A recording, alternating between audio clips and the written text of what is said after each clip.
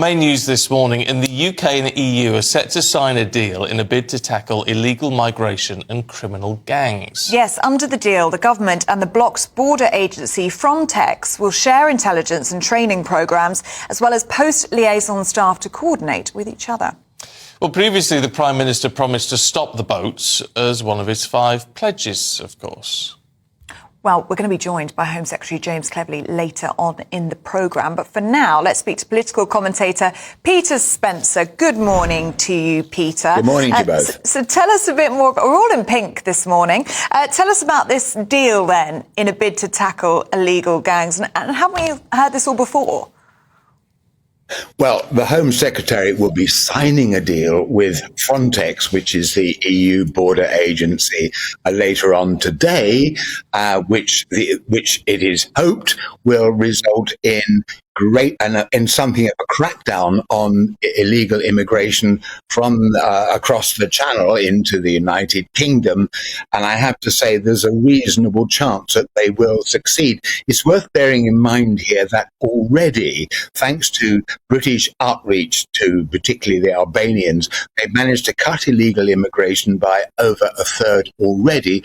This could take it a whole lot further, and it's worth comparing and contrasting this with the Rwanda scheme, which has cost the nation an absolute fortune, and which has also cost the government a huge amount of political capital, and has only a 50-50 chance of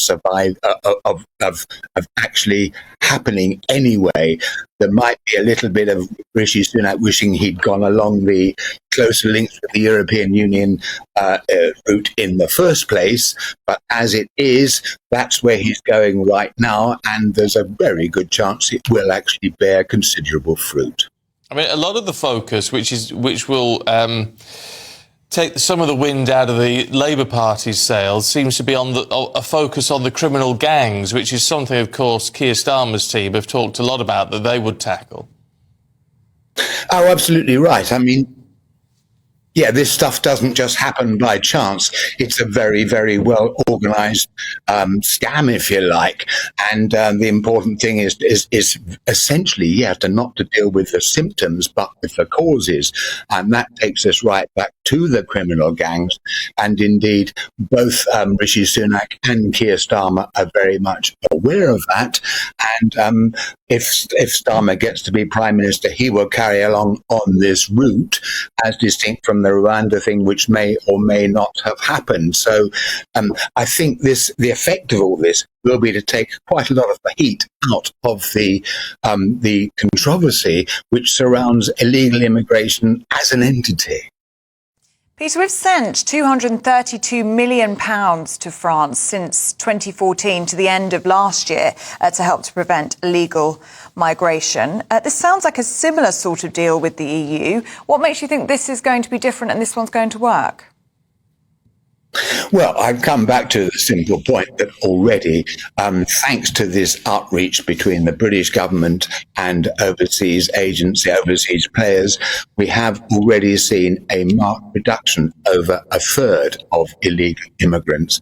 And so this route clearly works, and the hope is, of course, that they can take the thing a whole stage further. And I have to say that aside from this, Rishi Sunak has also very clearly lent on the Home Office and told them to get their jolly well get their act together and speed up the processing of applications, asylum applications, because that again is a running sore.